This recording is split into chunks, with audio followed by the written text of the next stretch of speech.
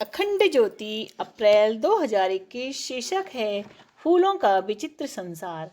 वसंत ऋतु के साथ पूरी प्रकृति जैसे नाना रंग के फूलों के श्रृंगार के साथ सज जाती है। चारों ओर रंग बिरंगे फूलों की सतरंगी छटा इन दिनों में देखते ही बनती है।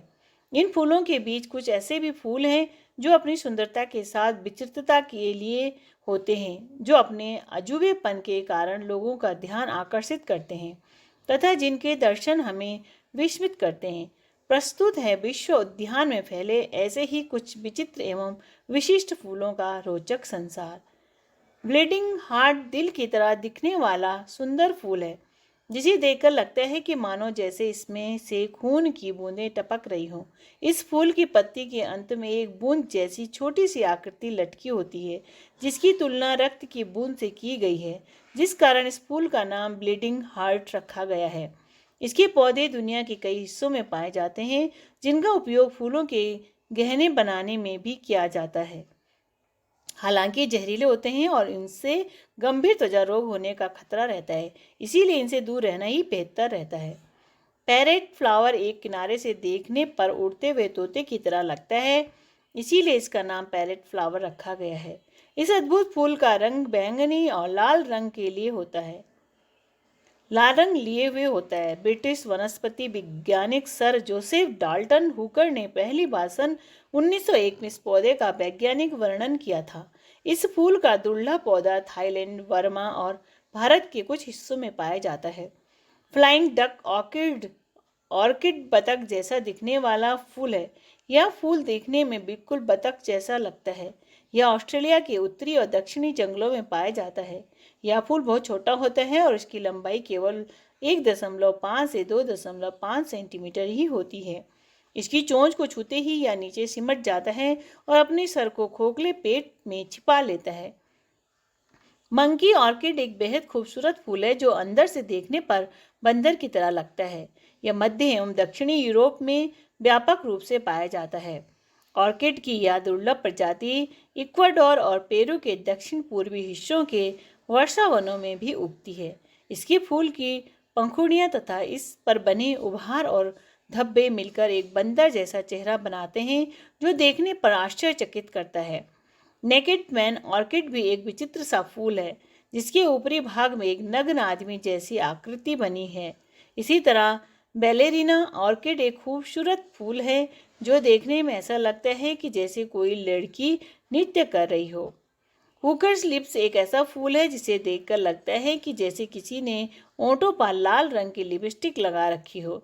कई लोग इसे अतिरंजित विवरण मान सकते हैं, लेकिन यह एक बिल्कुल वास्तविक फूल है। यह मध्य और दक्षिणी अफ्रीका के उष्णकटिबंधीय वर्षा वनों में पाया जाता है। यह पौधा अपने आकार के कारण परागण करने वाले तितली, हमिंग बर्ड जैसे जीवों को आकर्षित करता है। स्नैपड्रैगन और इसकी खोपड़ी एक रोचक फूल है, जो यूरोप, अमेरिका और उत्तरी अफ्रीका के चट्टानी इलाकों में पाया जाता है। इसके खूबसूरत फूलों की पंखुड़ियाँ एक अजगर के चेहरे की छाप देती है। इनको जब निचोड़ा जाता है तो मोह की तरह खुलती और बंद हो जाती है, लेकिन जब ये पंखुड़ियाँ सूख जाती हैं तो गिरने के बाद बीज की फली शेष रह जाती है, जो किसी की खोपड़ी की तरह दिखती है। यहाँ की प्राचीन संस्कृतियों में स्नैपड्रैगन को अलौकिक शक्तियों का स्वामी माना था। स्वेडल्ड बेबी फ्लावर एक अद्भुत फूल है जो कपड़े में लिपटे सोते हुए बच्चे की तरह दिखता है। इसका पौधा कोलंबियन एंडीज में पाया जाता है। इसका फूल मलाईदार सफ़ेद मोम जैसा होता है। इसकी संरचना काफ़ी जटिल होती है, जो खोलने पर कपड़ों के बीच रखे एक बच्चे की तरह दिखता है। ऐसा लगता है जैसे एक शिशु कपड़ों के बीच सो रहा है। यह सफ़ेद रंग का होता है तथा इसमें अच्छी सुगंध निकलती है और ये वसंत तथा ग्रीष्म ऋतु में खिलते हैं। गुलाब को विश्व के सबसे सुंदर फूलों में से एक माना जाता है, इसीलिए इसे फूलों का राजा कहा जाता है। यह विश्व भर में सबसे अधिक लोकप्रिय फूलों में से एक है और यह कई आकार एवं रंगों में मिलता है।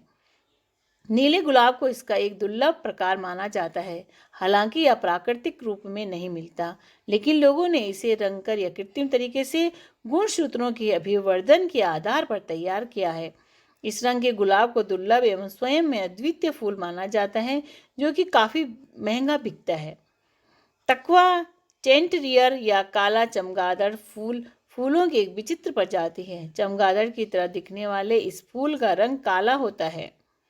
इसमें एंटीना की तरह एक हिस्सा लगा होता है जिसे लेडीज स्लीपर के नाम से भी जाना जाता है।